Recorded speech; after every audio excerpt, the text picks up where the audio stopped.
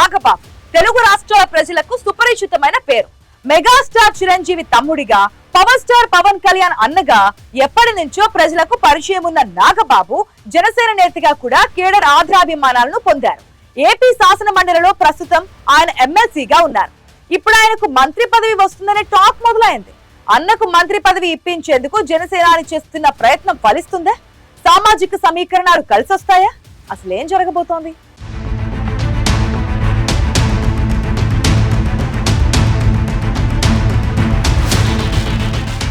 జనసేన పార్టీలో నాగబాబుకు ఒక ప్రత్యేక స్థానం ఉంది.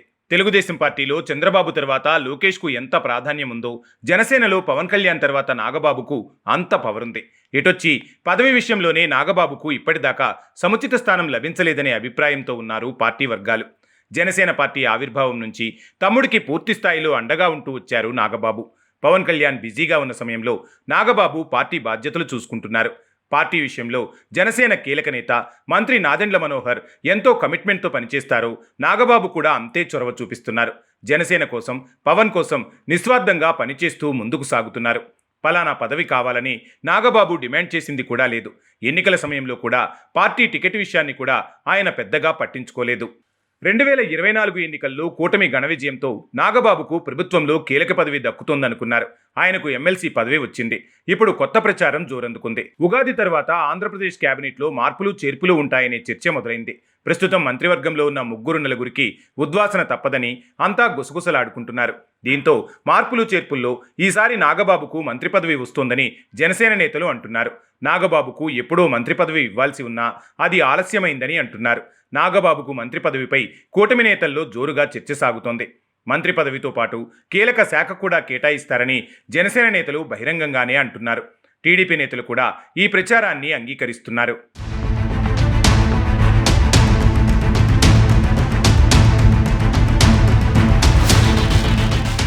నాగబాబు జనసేనలో కీలకమైన నేతని, అలాంటి నాయకుడికి మంత్రి పదవి ఇవ్వటం సముచితమేనంటూ తెలుగుదేశం పార్టీ, బీజేపీ నేతలు కూడా చెప్పుకొస్తున్నారు. కూటమి అధికారంలోకి వచ్చాక మొదట్లో నాగబాబును రాజ్యసభకు పంపుతారనే ప్రచారం జరిగింది.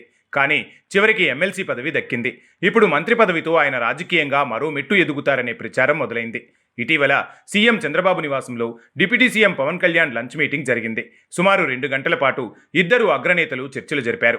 ఈ సమయంలో మంత్రుల పనితీరు, మార్పులపై కూడా మాట్లాడుకున్నారని, అదే సమయంలో నాగబాబుకు మంత్రి పదవి అంశం కూడా ప్రస్తావనకు వచ్చిందని చెబుతున్నారు. కూటమిలో జనసేనకు ఇస్తున్న ప్రాధాన్యంతో నాగబాబుకు మంత్రి పదవి ఇచ్చే అవకాశం 100% ఉందని జనసేన నేతలు ఆశతో ఉన్నారు. ఎన్నికల సమయంలో కూటమిని అధికారంలోకి తెచ్చేందుకు జనసేన అధినేత చేసిన త్యాగాన్ని వారు గుర్తు చేస్తున్నారు. నాగబాబుకు మంత్రి పదవి విషయంలో సీఎం కూడా సానుకూలంగా ఉన్నట్లు చెబుతున్నారు. ఏపీ మంత్రివర్గంలో మార్పులు జరిగితే నాగబాబుకు అమాత్య పదవి తథ్యమంటున్నారు. కేబినెట్ బెర్త్ అయితే పక్కా, కాకపోతే అదెప్పుడు అనేదే అందరి వెయిటింగ్.